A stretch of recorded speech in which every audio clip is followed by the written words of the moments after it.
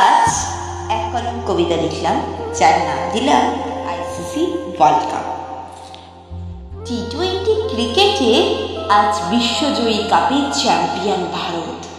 রোহিত শর্মার নেতৃত্বে কাপ জয় ভারতের হাতে।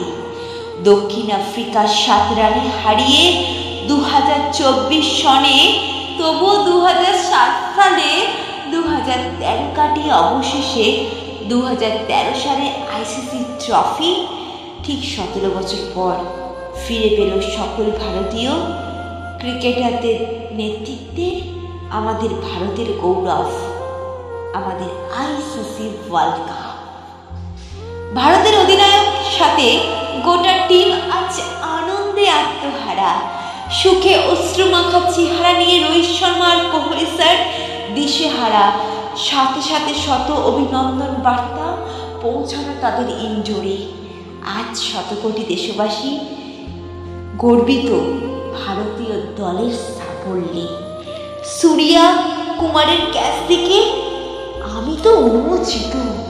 তবে রাহুল দ্রাবিড় ফেয়ারওয়েলের ম্যাচে আজ ভারতীয়দের সাকসেস আর ভারতীয় প্রতিফলকে খুবই মর্মাহত। ভারতীয় দলের সকল খেলোয়াড় বড়ই উন্মোচিত। তাদের কায়িক পরিশ্রম আর বুদ্ধি বলে বিফলে যায়নি এতটুকু। ভগবানের আশীষে দেশবাসীর অনুপ্রেরণার শীর্ষে আজ তারা যোগ্য স্বীকৃত। 17 বছর পর তৃতীয়বারের মতো সহজ ছিল না এ জয় ভারতের।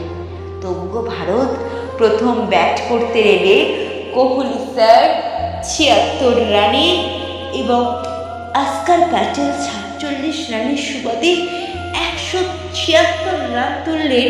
সেই রানটাকে চেস করতে নেমে সাউথ আফ্রিকার হেনরি প্লাস থেকে শুরু করে কুইন্টন কুয়েনরা ভারতের এই জয় সরাসরি ছিনিয়ে নেবার সুলভ সময়ে সেখান থেকে ভারতীয় টিম অবিশ্বাস্য বোলিংয়ের জোরে 7 রানের বিনিময়ে আজ ভারতীয় রেকর্ড তৈরি করলেন।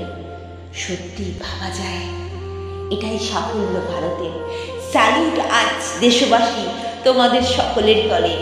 অভ্যর্থনা আর শুভেচ্ছা বার্তার ঝড়ে উন্মুক্ত আজকে সারাদিন গ্যালারি জুড়ে।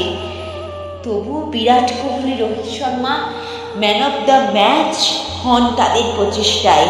কোহলি স্যার 3টে ICC trophy, 2013 champion trophy champion, 2011 ODI world cup champion, টি-20 ওয়ার্ল্ড কাপ 2024।